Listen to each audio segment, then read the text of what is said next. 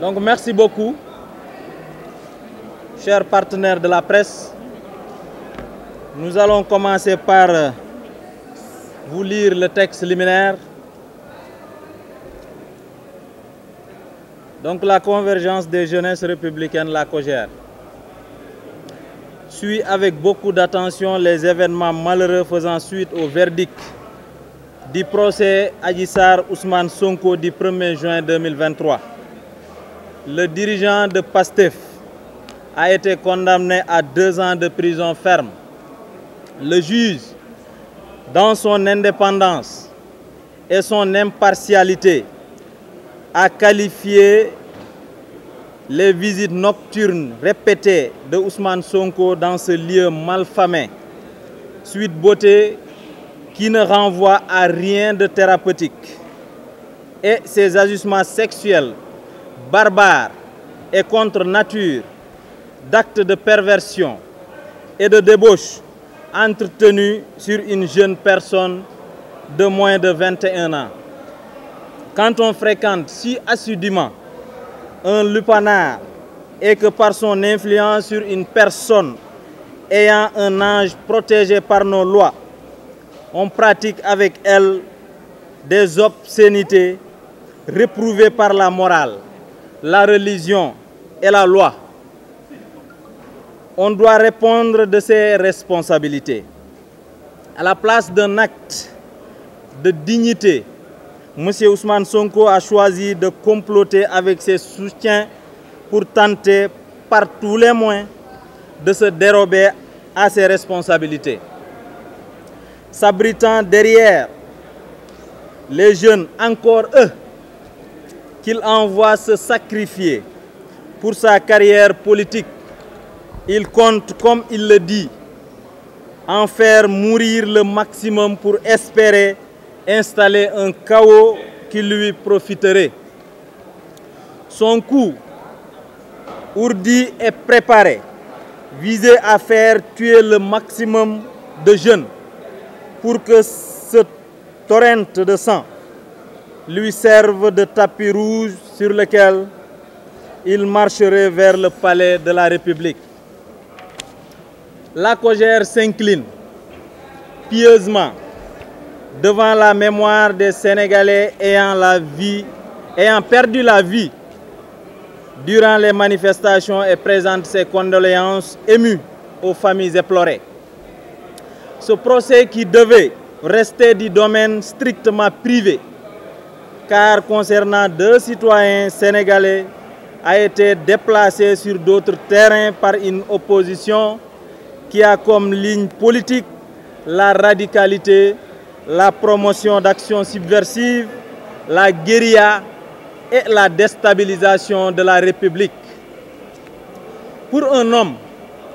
qui a appelé au mortal combat, qui demande aux jeunes de se faire tuer et que leurs mamans donneront à nouveau naissance, qui appelle à déloger un président légitimement élu, la COJER appelle les jeunes à plus de responsabilités et à se dire que leur avenir se trouve dans la quête permanente de la paix et de la stabilité. En analysant cette situation, mais plus encore, quand on voit l'âge des personnes qui trouvent mort dans ces événements, on constate implacablement qu'il n'y a que des jeunes âgés pour la plupart de moins de 16 ans. Cette situation montre que le projet de Sonko et de son parti n'est rien d'autre que l'installation du chaos et la disparition de la République. Cela nous amène à nous poser la question de la responsabilité en politique. La COJER s'indigne donc de ces actes organisés et ciblés dont la finalité est de semer un semblant de chaos afin d'installer un projet occulte dans notre pays. Comment peut-on prétendre aspirer à améliorer le bien-être dans le pays en appelant à tuer, de faire tuer, incendier, voler, saccager des biens privés et détruire des ouvrages publics comme une conduite d'eau, le TER, le BRT, l'université. Gloire à la vraie résistance, au vrai patriotisme et à la responsabilité dont ont fait preuve tous ceux qui se sont dressés pour défendre la République au prix du sacrifice. Parmi eux, mention spéciale à nos forces de défense et de sécurité qui, par leur professionnalisme et leur retenue, ont pu contenir ce qui se voulait comme une déferlante de destruction de nos institutions. Notre indignation est d'autant plus grande que le 31 mai dernier, le président de la République, Macky Sall, avait procédé au lancement officiel du dialogue national avec la présence de toutes les forces vives de la nation, en insistant sur le fait qu'il n'y aurait aucun sujet tabou et que le seul intérêt qui doit prévaloir doit être l'intérêt suprême de la nation sénégalaise. Ce dialogue, qui a pour objectif de renforcer les fondements de notre République, doit être la seule sphère de discussion et de consensus sur des questions essentielles de notre pays. Dès lors, l'on comprend mieux la posture irresponsable de cette opposition qui refuse tout dialogue et verse dans la manipulation et l'appel à l'insurrection. Cette opposition sera jugée par l'histoire de notre pays, car elle a occasionné des dégâts matériaux et moraux à notre chère République. La COJER invite les jeunes à cesser d'être le réceptacle des desseins obscurs d'une catégorie d'acteurs politiques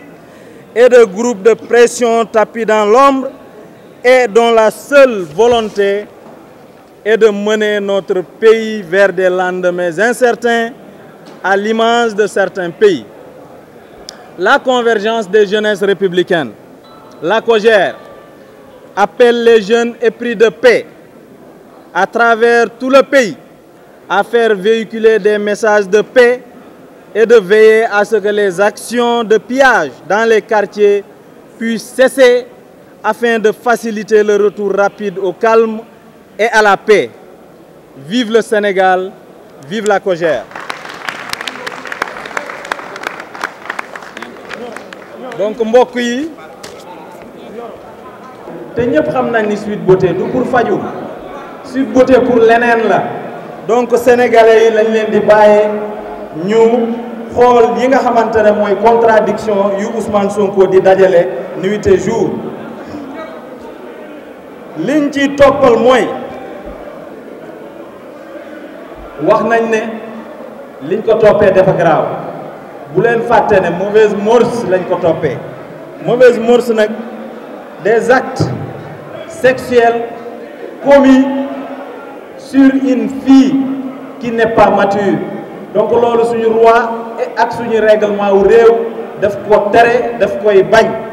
Moo tax aujourd'hui de l'autre côté waruñu mën a jubiler benn yoon. Dañoo war a ruus te Ousmane Sonko ci boppam dafa war a constituer wu en prisonnier dem wuyu ji dem kaso ba parce que li mu def dafa war a aujourd'hui assumer ses responsabilités. Leneen li mooy moom def ne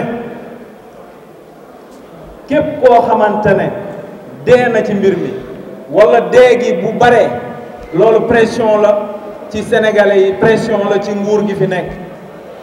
À partir de là ñun dañuy jàpp ne Ousmane Sonko ci boppam sénégalais yi soxaluñ ko parce que buñ ko soxaloon du wax ju ñaaw ji. Parce que aujourd'hui dañuy jaale, on s'incline devant la mémoire ñi nga xamante ne ñàkk nañ seen bakkan ci événement yi. C'est malheureux te nañ jàpp ne tey tous les pays dans le monde adduna bi yépp les gens sont menacés par des actes terroristes, par des bandits de tous bords. Donc tey occasion rek la ñuy xaar bu fekkente ne nag Ousmane Sonko ak ñi mu àndal chaque jour ñoo ngi woote violence chaque jour ñoo ngi inciter à la violence jàpp nañ ne ñoom ñoo sookee mbir mi donc nañu arrêté li nga xamante ne ñoo ngi koy wootee ci violence te sàmbam booy yooyu rax ci biir manifestants yi c'est des terroristes suñu réew tey soxlawul ay terroristes nañu moytu bu baax xool li ñuy wax qu'on soit responsable mënuñu comprendre tey koo xamante ne nee na dafa bëgg a diriger ce pays là ba pare muy woote ay violence nuit et jour loolu baaxul ci suñu réew tey li ñu gis mooy des bandits yoo xamante ne rax nañ ci manifestants yi te ñoom ñooy def incitation ñoom ñooy def effet d'entraînement parce que tey bu fekkente ne ñoom commencé nañ ces actes de pillage ñu woo xale yoo xamante ne ils sont inconscients mënumaa jàpp xale de 13 ans 14 ans dugg ci biir manifestants yi di manifester kooku lan lay manifester bu ngeen di xool bu njëkk ba ku am 12 ans 13 ans 14 ans soxlaam bariwul mais tey soxla yi dañoo bari de tellement que même xale yu ndaw ñi 11 ans 12 ans sax bu ñu gisee nit ñi nga xamante ne dañ leen di inciter à la violence inciter à ce que ñu dem dugg ci yenn boutiques yi dugg ci commerce yi di piller am fa dara ñoom dañ ciy topp sans conscience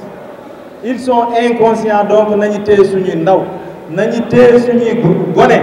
ku am 13 ans 12 ans defe naa ne waajuram waruñu ko bàyyi muy dem di participer ci ay manifestations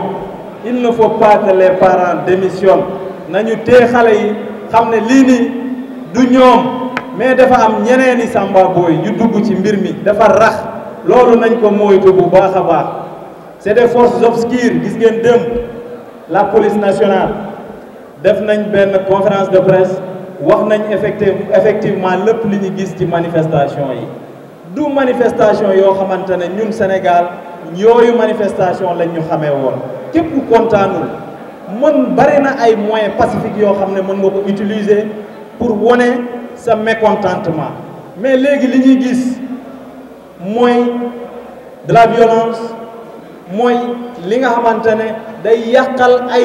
sénégalais yoo xamante ne seen yoon nekku ci manifestation yi donc loolu ça doit cesser bu ñu demee ba foofu da ngeen a jàpp ne aujourd'hui nous courons un risque boo xamante ne ñun yéen ak sénégalais yépp war nañ taxaw ñun ñëpp ñu xeex loolu parce que loolu bis bu amee ci réew mi ñoom li ñuy ñaan bis bu amee ci réew mi du mooy kenn yee fitna baaxul yàgg nañ ko di wax le pouvoir yàgg na di wax ne opposition bi nañu arrêté di yee fitna ay du yam ci bopp boroom nañu woo xale yi delloo ci seen xel waxtaan ak ñoom effectivement pour que ñu bañ a topp ci sàmbambo yi nga xamante ne dañoo dugg suñu réew pour yàq les fondamentaux de notre république parce que tey la république ñëpp la fi nekkal du rek pouvoir mais opposition bi ñëpp sénégalais yëpp la fi nekkal l'adossement la dafa nekk loo xamante ne wéeruwaay la quand il y a plus de république en réalité on est en danger donc nañu sàmm suñu république sàmm les fondamentaux de notre république opposant bi gis ci boppam ki nekk au pouvoir gis ci boppam sénégalais yëpp gis ci seen bopp mais bu demee ba amatul res publica li nga xamante ne ñun ñëpp ñoo ko bokk muy adossement muy wéeruwaay loolu sénégalais yëpp ñoo nekk ci risque donc nañu góorgóorlu ci loolu yëpp ñu xam ne li dugg suñu réew depuis un certain temps ce n'est plus des manifestants qu'on a connus ce n'est plus des manifestations qu'on a connues dans le passé Sénégal jàmm lañ ko xamee Sénégal teraanga lañ ko xamee même bu fekkente ne am nañu luñ naqari je le dis et je le répète yor nañ ay moyens yu bari moyens yoo xam ne c'est pacifique ñu wone ko pour wone suñu mécontentement wone na ñun kontaanuñu sénégalais yi xam ko ñu jéem a xool effectivement naka la ñuy organiser loolu yëpp bu ngeen di xool lu tax ma ne leen aujourd'hui ces manifestations là c'est au-delà de la politique gisoo leen benn leader politique bu jiitu manifestants yi pour di réclamer li nga xamante ne loolu la politique wala réclamer amul du ci seen jeunes yi opposants yi amul kenn kuñ fa xàmmee du ci seen mag ñi y en a pas donc lii nañu xam ne c'est des actes terroristes yoo xamante ne tout Sénégalais tout citoyen doit combattre bu fekkante ne politique la ñëpp xam ne politique la mais ñoom opposants yi ñoom Guy Marius Sagna les jeunes de Pastef les jeunes des autres partis de l'opposition nañu jiite mbir mi ñu xam ne lii politique la mais du ñu jiite mbir mi ñoom nag ñoo ko sooke par des appels à la violence par des appels à l'insurrection mais loolu dama bëgg ñu waxandoo leen nañu arrêté loolu baaxul te fi mu jëm baaxul ci suñu réew yu tàkk yu bëri fii la commencé on compte plus de 16 morts 16 individus sénégalais décédés ça c'est trop on ne veut plus de ça donc ñun ñëpp nañu laxasaayu ngir dooleel suñu réew ngir protéger suñu réew ngir protéger li nga xamante ne mooy les ouvrages publics li nga xamante ne mooy ñun ñëpp ñoo ko bokk mënuma comprendre ñi nga xamante ne dañuy manifester seen mécontentement di dem di attaquer ay conduite d'eau ndox li nga xamante ne ñëpp ko soxla du rek pouvoir bi du rek opposition bi ñëpp ko soxla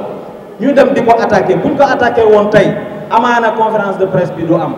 parce que journaliste bi du am ndox du mu jëfandikoo ñi nekk fii suma ginnaaw du ñu am ndox ñu jëfandikoo Sénégal gi yëpp du am ndox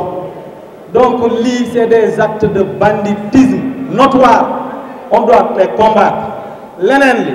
mooy BRT leneen li mooy TER li nga xamante ne c'est des réalisations ak utilité publique ñëpp a koy jëfandikoo ñu dem di ko attaquer ba tax suñu armée bi nga xamante ne moo ñu war a aar au niveau des frontières aar réew mi yëpp am ñu ci ñëw pour aaral ñu édifice yooyu contre des Sénégalais est-ce que loolu yenoonu maanaam ay Sénégalais yi yàqal seen bopp loolu lañ fi gis parce que TER c'est pour les Sénégalais BRT c'est pour les Sénégalais donc nañu xalaataat bu baax xoolaat bu baax effectivement manifestation yi lan la exactement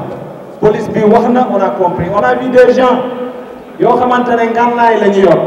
fetel yi ñu yor sax amaana police yoru ko fetel yi ñu yor amaana